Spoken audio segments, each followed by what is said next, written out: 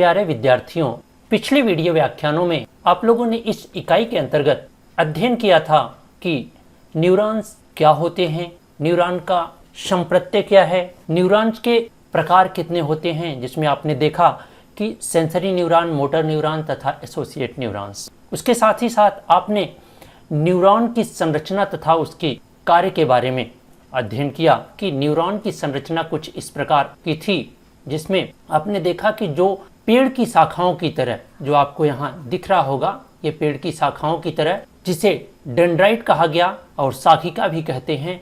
साथ ही साथ शाखिका जहाँ से निकली हुई होती है उसे कोश शरीर कहा जाता है, सेल बॉडी कहा जाता है। और ये जो बीच का भाग होता है इसे क्या कहते हैं, केंद्रक कहा जाता है। साथ ही साथ इससे केंद्रक से या सेल बॉडी से जो पतली लंबी निकली हुई एक तंतु होती है उसे एक्सॉन कहा जाता है, जो कि बहुत ही महत्वपूर्ण भाग माना जाता है, जहाँ से तंत्रिका आवेग का संचरण होता है। तो ये जो आपको येलो येलो पार्ट दिख रहा है ये क्या है, एक्सॉन है। और एक्सॉन के बीच बीच में कहीं आपको ये आवरण दिख रहा है, जैसे ये जो आवरण होता है इसे माइलन शीथ कहा जाता है। ये सारी चीज़ें आप पढ़ चुके हैं। और एक्सॉन के लास्ट में छोटी छोटी पुटिकाएँ होती हैं जिसे एंड ब्रश कहा जाता है। तो ये सारी चीज़ें आप पहले पढ़ चुके हैं।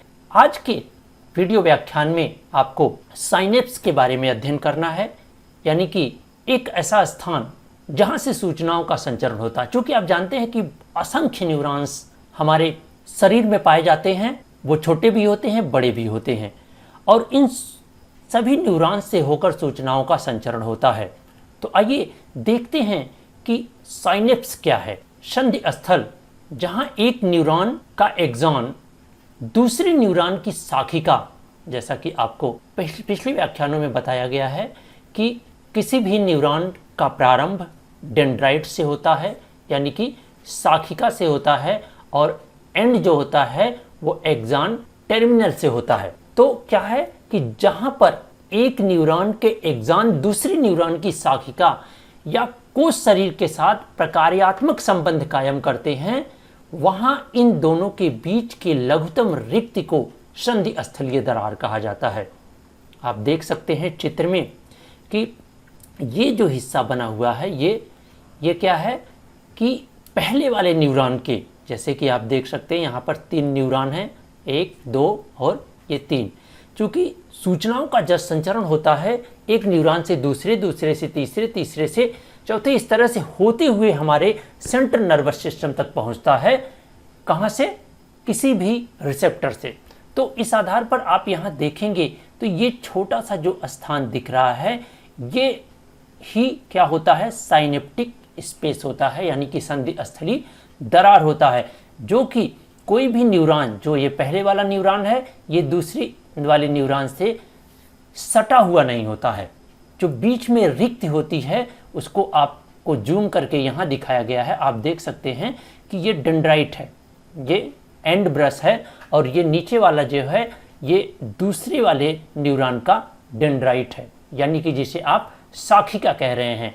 तो इसी के बीच में जो गैपिंग होती है, इसी गैपिंग को, इसी रिक्ति को साइनेप्स कहा जाता है या संधि स्थल कहा जाता है।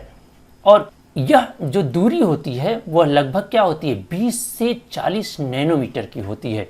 आइए इसे और भी दूसरे शब्दों में समझते हैं कि पूर्ववर्ती तंत्रिका कोशिका या न्यूरॉन, यानी कि जो पहले न्यूरॉन्स है इसे क्या कहा गया, पूर्ववर्ती न्यूरॉन, और दूसरे को कहा गया पोस्ट साइनेप्टिक न्यूरॉन, यानी कि पश्च तंत्रिका कोश कहा गया।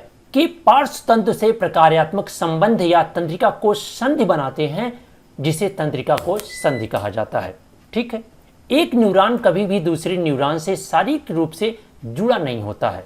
हमने पहले भी बताया आपको कि कोई भी न्यूरॉन दूसरे न्यूरॉन से सटा नहीं होता है, बीच में एक रिक्ति होती है, और उसी रिक्त या गैप को क्या कहते हैं, संधि स्थली खंड कहा जाता है, साइनेप्स कहा जाता है। और आपको इसी संधि स्थल के बारे में मुख्य रूप से इस वीडियो व्याख्यान में पढ़ना है। आइए देखते हैं कि जब यह संधि स्थल में गैप पाया जाता है, एक दूसरे से सटे नहीं होते हैं, तो प्रश्न उठता है कि संधि स्थल में सूचनाओं का संचरण किस प्रकार होता है। यानी कि जब एक न्यूरॉन दूसरे न्यूरॉन से सटे नहीं होते हैं, उसमें एक रिक्त पाई जाती है, एक गैप पाया जाता है, तब सूचनाओं का जो किसी भी ज्ञानेंद्रिय द्वारा सूचनाएं ली जाती हैं वो सेंट्रल नर्वस सिस्टम तक कैसे पहुंचती हैं। इसे समझने के लिए हमें संधि स्थल को और अच्छी तरह समझना होगा, जिसमें आप देखें कि जो अक्षतंतु होता है यानी कि एक्सॉन होता है, एक्सॉन का जो टर्मिनल होता है के अंतिम छोर पर कई छोटी छोटी पुटकाएं या बल्ब होते हैं। आप चित्र में देख सकते हैं कि जो डेंड्राइट का एक्सॉन का जो लास्ट भाग है, ये आप देख रहे हैं लास्ट भाग, इस लास्ट भाग में ये छोटी छोटी क्या हैं, पुटिकाएं हैं, जिसे क्या कहते हैं, बुटोन्स कहा जाता है। इस बुटोन्स में छोटी छोटी पुटिकाएं होती हैं जिसे साइनेप्टिक वेसिकल्स कहा जाता है। इसे क्या कहा जाता है, ये छोटी छोटी जो पुटिकाएं हैं इसको कहा जाता है साइनेप्टिक वेसिकल कहा जाता है, जिसमें कुछ तरल पदार्थ भरे होते हैं। आप देख रहे हैं ये कुछ लिक्विड भरे होते हैं, जिसे न्यूरोट्रांसमीटर कहा जाता है, जो कि बहुत ही महत्वपूर्ण होता है हमारे किसी भी व्यवहार के घटित होने के लिए। न्यूरोट्रांसमीटर बहुत ही महत्वपूर्ण होता है। क्योंकि भिन्न भिन्न तरह के न्यूरोट्रांसमीटर होते हैं, वो हम किसी अन्य वीडियो व्याख्यान में न्यूरोट्रांसमीटर के बारे में अध्ययन करेंगे। यहाँ पर आपको यह जानना है कि जो ये गैप होता है, साइनेप्टिक दरार होती है, उसमें सूचनाओं का संचरण कैसे होता है, इसी न्यूरोट्रांसमीटर के द्वारा होता है। जब पहले वाले न्यूरॉन का एक्सॉन टर्मिनल द्वारा कोई सूचना आती है या तंत्रिका आवेग आता है, तो वो वहाँ से क्या होता है, यह न्यूरोट्रांसमीटर रिलीज होता है, यहाँ से रिलीज होता है, जिसे डेंड्राइट ग्रहण करता है। आइए इसे और भी स्पष्ट करते हैं। तो आप देख रहे हैं चित्र में, इसे सूचना ले जाने वाले न्यूरॉन के एक्सॉन के सीमावर्ती बुटोन्स, यानी कि जो सूचना ले जा रहे हैं, इसमें सीमावर्ती जो बुटोन्स हैं, अभी हमने बताया इसमें ढेर सारे आपको बुटोन्स दिख रहे हैं। ये क्या कर रहे हैं, रिलीज कर रहे हैं। और क्या रिलीज कर रहे हैं, न्यूरोट्रांसमीटर, जिसे तंत्रिका संचारी कहा जाता है। बुटोन्स के सीमावर्ती बुटोन्स के झिल्ली को पूर्व साइनेप्टिक झिल्ली कहा जाता है। यानी कि ये एक तरह की पतली तंतु की झिल्ली होती है, जिससे लिक्विड अंदर बाहर हो सकता है, तो उसे क्या कहते हैं, प्री साइनेप्टिक मेम्ब्रेन कहा जाता है। इसे ये जो आप देख रहे हैं, इसे प्री साइनेप्टिक मेम्ब्रेन आपको यहाँ लिखा हुआ मिलेगा। तथा सूचना प्राप्त करने वाले न्यूरॉन के एक्सॉन के सीमावर्ती बुटोन्स या झिल्ली को पश्च साइनेप्टिक झिल्ली कहा जाता है। यानी कि जो ये ग्रहण कर रहे हैं, यानी कि ये बुटोन्स, तो इन्हें क्या कहते हैं, पश्च साइनेप्टिक झिल्ली कहते हैं। यानी कि ये तो एक्सॉन का टर्मिनल है और ये दूसरी न्यूरॉन का क्या है, डेंड्राइट है, जिसे शाखिका कहा जाता है, उसमें पश्च साइनेप्टिक झिल्ली होती है। तथा इस प्रकार के न्यूरॉन को पश्च साइनेप्टिक न्यूरॉन कहते हैं। यानी कि जो पहले वाला न्यूरॉन होता है उसको क्या कहते हैं, प्री साइनेप्टिक न्यूरॉन, और जो बाद वाला न्यूरॉन होता है उसे कहते हैं पोस्ट साइनेप्टिक न्यूरॉन।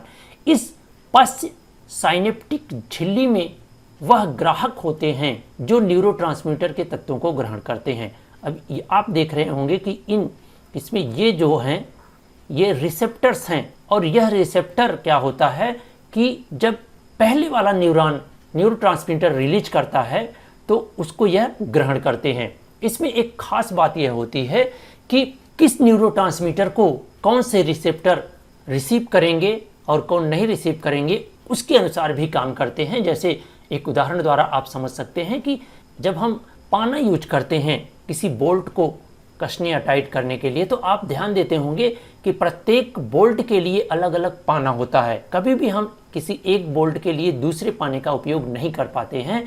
इसी तरह से यहाँ जो न्यूरोट्रांसमीटर होते हैं वह भी अलग अलग तरह के होते हैं, जिनका रिसीवर भी, यानी कि जो ग्रहण करने वाले रिसीवर होते हैं, वो भी उसी तरह के न्यूरोट्रांसमीटर को ग्रहण करते हैं। इसीलिए न्यूरोट्रांसमीटर के दो प्रभाव होते हैं। आगे इसी और भी स्पष्ट रूप से समझने का प्रयास करते हैं।